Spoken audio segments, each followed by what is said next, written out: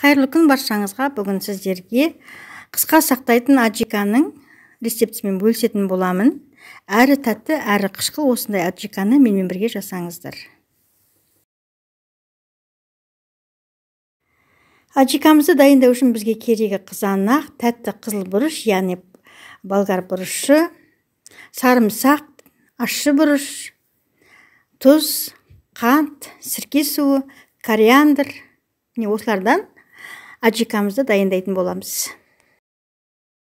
Алдымен тазалап дайындап қойған сарымсағымыз бен ащы бұрышымызды бірінші кезекте өткізіп аламыз ет тартқыштан. Сосын барып қызанақпенен болгар бұрышымызды өткізіп алып, болгар бұрышыменен қызанағымызды қазанға құйып отқа қоямыз.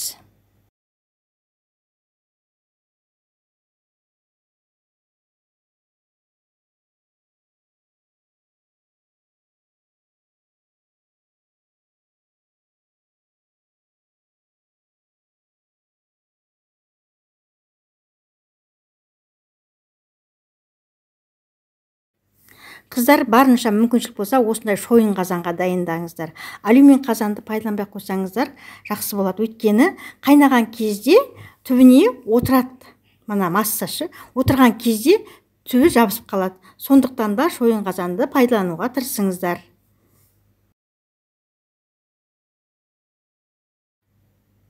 Қазанымыз 10 минут қайнағаннан кейін, 10 минуттен соң ет тартқыштан өткізген ащы бұрышымыз бен сарымсағымызды салып 5 минут қайнатып аламыз. 5 минуттен кейін тұзын, қантын саламыз.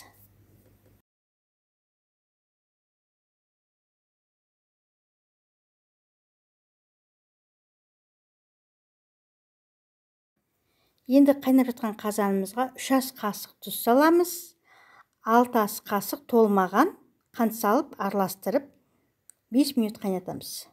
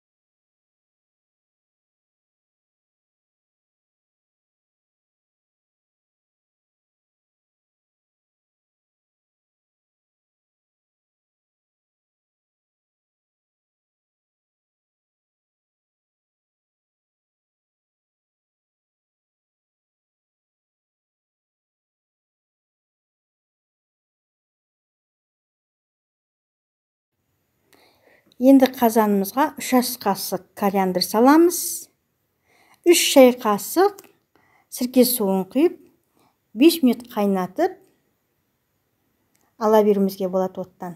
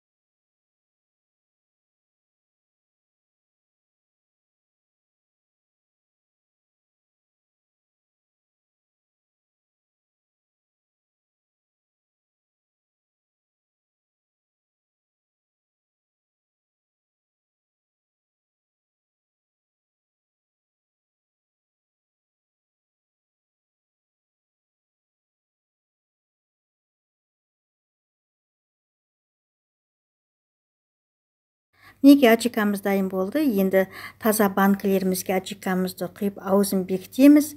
Менің видеомды соңына дейін көрсеңіздер, қажеттеріңізге жарап жатса, лайк басып комментарий қалдырыңыздар. Тіркелмесеңіздер, менің арнама тіркеліп кетуді ұмытпаңыздар.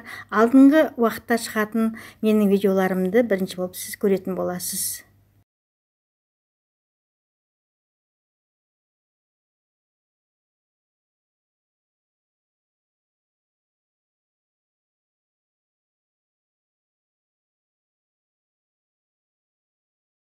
Мінекей аджикамызды дайындап болдық. Міне қазанымыздың түбін көрсеңіздер, осындай шойын қазанға дайындаңыздар дегенім айтпағым осы еді сіздерге.